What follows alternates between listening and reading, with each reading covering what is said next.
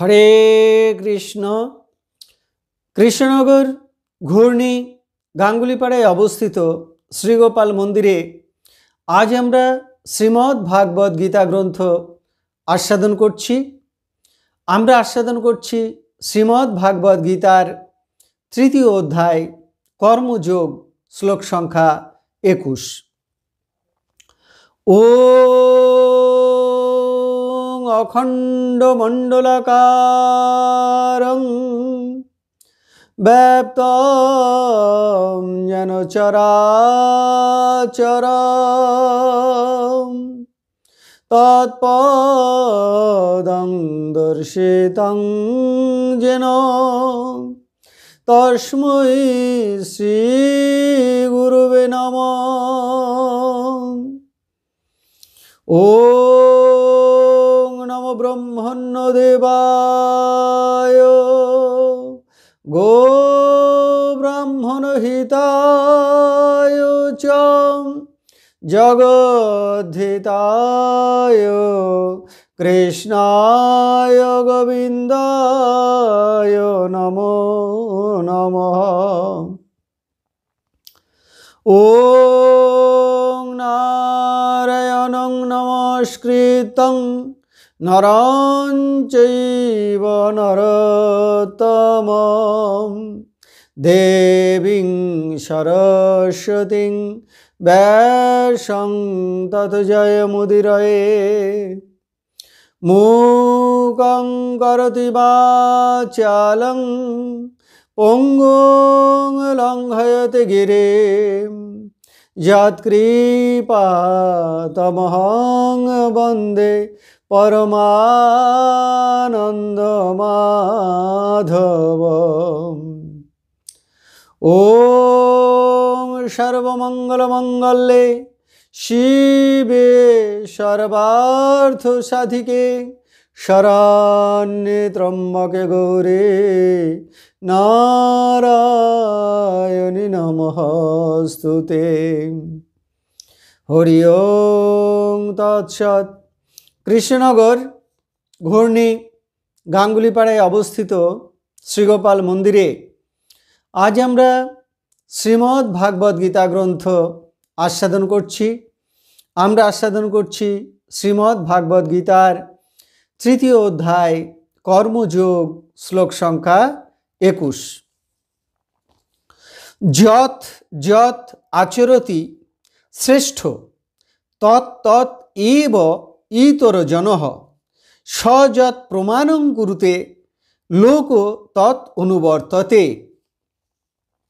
এখন আমরা এই শ্লোকটির অন্তর্গত শব্দগুলির অর্থ জেনে নেব। শ্রেষ্ঠ জনঃ শ্রেষ্ঠ ব্যক্তি, যৎ যৎ আচরতি যা যা আচরণ করেন, ইতরঃ অন্য সাধারণ মানুষ, তৎ তৎ এব অবশ্যই তাই তাই করে, স যৎ প্রমাণং কুরুতে তিনি যা প্রামাণ্য বলে মনে করেন, লোক তৎ অনুবর্ততে অন্য লোকে তাই অনুসরণ করে। তাহলে এই শ্লোকটির বঙ্গানুবাদ কি দাঁড়ালো? শ্রেষ্ঠ ব্যক্তি যা যা আচরণ করেন, অপর সাধারণ লোক তাই তাই করে।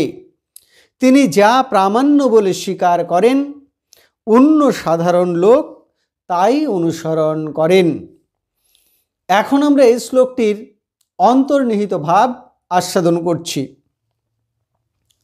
ভগবান শ্রীকৃষ্ণ অর্জুনকে বললেন যে, হে অর্জুন, শ্রেষ্ঠ ব্যক্তি, জ্ঞানী ব্যক্তি, মহৎ ব্যক্তি যা আচরণ করেন, সাধারণ মানুষ সেই পথই অনুসরণ করেন। মহাজনগতস্য পন্থা, এই মহান ব্যক্তিদের আচরণই অপরকে শেখায়। শ্রীচৈতন্য মহাপ্রভু সম্পর্কে বলা হয়েছে, আপনি আচরি ধর্ম অপরে শিখায়। নিজে যদি মহান আচরণের দৃষ্টান্ত তুলে ধরা না যায়, তাহলে অপরকে শেখানো যায় না। যিনি নিজে নিষ্কাম কর্ম আচরণ করেন, তিনি যদি নিষ্কাম কর্মের পথ প্রদর্শন করেন, তাহলে কর্মযোগীরা তা মেনে চলবেন। যিনি জ্ঞানযোগী তিনি যদি জ্ঞানযোগের উপদেশ দেন, তাহলে জ্ঞানীরা তা শুনবেন, মানবেন। যিনি ভক্তিযোগী তিনি যদি ভক্তিযোগের উপদেশ দান করেন, ভক্তরা তা মানবেন। কিন্তু যিনি নিষ্কাম কর্ম করেন না, জ্ঞানের তপস্যা করেন না বা ভক্তির ভজন করেন না, তার উপদেশ লোকে শুনতে চাইবে না, মানতে চাইবে না। তাই শ্রেষ্ঠ আচার্যগণ নিজের জীবনে ধর্ম আচরণ করেন এবং অপরকে শেখান। এখন দেখুন, সমাজে তো শুধু নিষ্কাম কর্মী, জ্ঞানী বা ভক্তের বাস নয়, এখানে নানা জ্ঞান বিজ্ঞানের, নানা মতের, নানা পথের লোক বাস করে।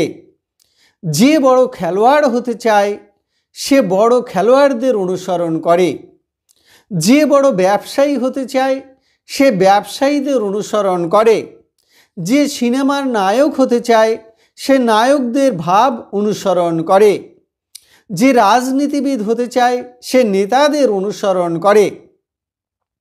এমনকি বর্তমান সময়ে সিনেমার নায়ক এবং বিশিষ্ট খেলোয়াড়দের পোশাক আশাক, হাব ভাব এবং চুলের স্টাইলও অনুসরণ করে একদল তরুণ।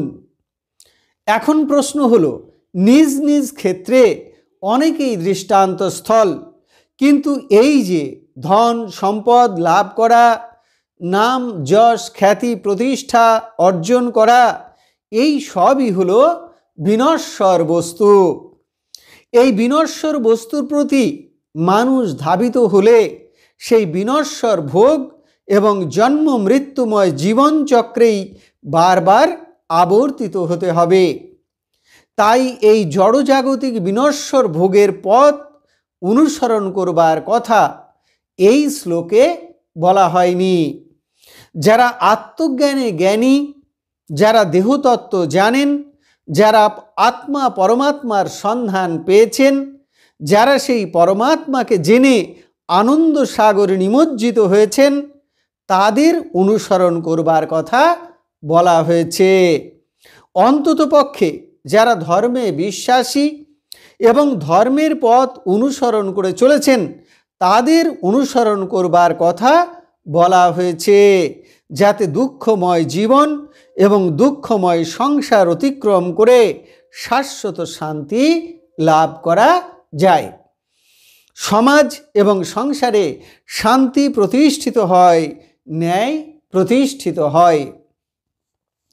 ভগবান অর্জুনকে বললেন, শ্রেষ্ঠ ব্যক্তিগণ যা যা প্রামাণ্য বলে স্বীকার করেন, সে শাস্ত্রের কথা হোক, বস্তু জাগতিক বৈজ্ঞানিক সত্য হোক বা সাধনলব্ধ সত্য হোক, অন্য সাধারণ লোক তাই স্বীকার করে নেন, মেনে চলেন। অতএব হে অর্জুন, তুমিও স্বধর্ম আচরণ করো। সমাজে, রাষ্ট্রে ন্যায়, নীতি, সত্য এবং শান্তি স্থাপনের জন্য ধর্মযুদ্ধ করো। জয় পরাজয়, পাপ পুণ্য, সিদ্ধি অসিদ্ধি সব সমান মনে করে যুদ্ধ করো। তাহলে তুমি সমাজের বুকে একটি আদর্শ স্থাপন করতে পারবে। যে যেদিক থেকেই হোক না কেন, শ্রেষ্ঠত্ব যদি কেউ অর্জন করে এবং সেই শ্রেষ্ঠত্ব অর্জনের মধ্যে যেন নীতি, আদর্শ, মহান ভাব থাকে, ত্যাগ থাকে, যা সমাজকে, মানুষকে একটি উন্নত আদর্শের দিকে এগিয়ে নিয়ে যাবে। কিভাবে মহাপুরুষদের অনুসরণ করতে হবে সে সম্পর্কে সুখদেব গোস্বামী মহারাজ পরীক্ষিতকে বলেছেন, ধর্ম এবং অধর্ম সাধারণ জীবের, ভগবানের নয়। অসাধারণ জীবেরও ধর্ম অতিক্রম দেখা যায়। ঈশ্বরদের ধর্মনীতি অতিক্রম করতে দেখা গিয়েছে এবং সাহস দেখা গিয়েছে। তেজস্বীদের তাতে দোষ হয় না। অগ্নি যেমন সব কিছু ভোজন করে থাকে, তেমনি ঈশ্বরের কোনো বিষয়ে দোষ স্পর্শ করে না। কিন্তু যারা অনিশ্বর অর্থাৎ ঈশ্বর নন, অর্থাৎ দেহাদি পরতন্ত্র, তারা কখনো এতাদৃশ আচরণ করবেন না। রুদ্র ব্যতীত অন্য কোনো মূঢ় ব্যক্তি মূঢ়তাবশত বিষ পান করলে মৃত্যু মুখে পতিত হতে হবে। ঈশ্বর দিগের বাক্য সত্য, আচরণ কখনো কখনো সত্য। সেই জন্য তারা যা বলেন বুদ্ধিমান ব্যক্তি তারই আচরণ করবে। কিন্তু তাদের যে সব আচরণ তাদের বাক্যের অবিরুদ্ধ, মাত্র সেই সব আচরণই অনুসরণ করবে। এই যে শেষের কয়েকটি কথা, মহাপুরুষদের কিভাবে অনুসরণ করতে হবে, এই কথাগুলো বিষ্ণু ভাগবতে বর্ণনা করা রয়েছে এবং এগুলো আমরা গ্রহণ করলাম স্বামী বাসুদেবানন্দের গীতার সাংকর ভাষ্য থেকে। তাহলে এতক্ষণ আমরা শ্রীমদ্ ভাগবত গীতার 3য় অধ্যায়ের 21 সংখ্যক শ্লোকটি আস্বাদন করলাম। আমি শ্লোকটি আরও একবার পড়ছি। যৎ যৎ আচরতি শ্রেষ্ঠ তৎ তৎ এব ইতর জনঃ স যৎ প্রমাণং কুরুতে লোক তৎ অনুবর্ততে। অর্থাৎ শ্রেষ্ঠ ব্যক্তি যা যা আচরণ করেন অপর সাধারণ লোক তাই তাই করে। তিনি যা প্রামাণ্য বলে স্বীকার করেন অন্য সাধারণ লোক তাই অনুসরণ করে। এখন আমরা শ্রীমদ্ ভাগবত গীতার মাহাত্ম্য পাঠ করছি। শ্রী ভগবান উবাচ গীতা নামানি বক্ষ্যামি গুহ্যানি শৃণু পাণ্ডব কীর্তনাৎ সর্ব পাপানি বিলয়ং যান্তি তৎক্ষণাৎ। গঙ্গা গীতা চ সাবিত্রী সীতা সত্তা পতিব্রতা ব্রহ্মাবলী ব্রহ্মবিদ্যা ত্রিসন্ধ্যা মুক্তিগেহিনী অর্ধমাত্রা চিদানন্দা ভবগ্নি ভ্রান্তিনাশিনী বেদত্রয়ী পরানন্দা তত্ত্বার্থ জ্ঞান মঞ্জরি এতে তানি জপে নিত্যং নরনিশ্চল মানসঃ জ্ঞান সিদ্ধিং লভে নিত্যং তথান্তে পরমম পদম। হরে কৃষ্ণ। এখন আমরা ভগবান শ্রীকৃষ্ণের চরণে প্রার্থনা জানাচ্ছি। হে ভগবান শ্রীকৃষ্ণ, এই নাও তুমি আমার দেহ, এই নাও তুমি আমার মন, এই নাও তুমি আমার প্রাণ, এই নাও তুমি আমার আত্মা, এই নাও তুমি আমার জীবন যৌবন যথা সর্বস্ব। হে কৃষ্ণ, তুমি পিতা, তুমি মাতা, তুমি আমার পুত্র, তুমি আমার কন্যা, তুমি স্থাবর জঙ্গম কীট পতঙ্গ লতা পাতা রূপে রূপে প্রতিরূপে তুমি বিরাজিত। তুমি ব্যতীত এই ত্রিভুবনে আর কিছু নেই। হে কৃষ্ণ কৃপা সিন্ধু, তোমার আতুল চরণে কোটি কোটি প্রণাম। তুমি আমাদের শুদ্ধা ভক্তি দাও, ব্রহ্মজ্ঞান দাও, সকলের কল্যাণ করো, সকলের মঙ্গল করো। হরে কৃষ্ণ।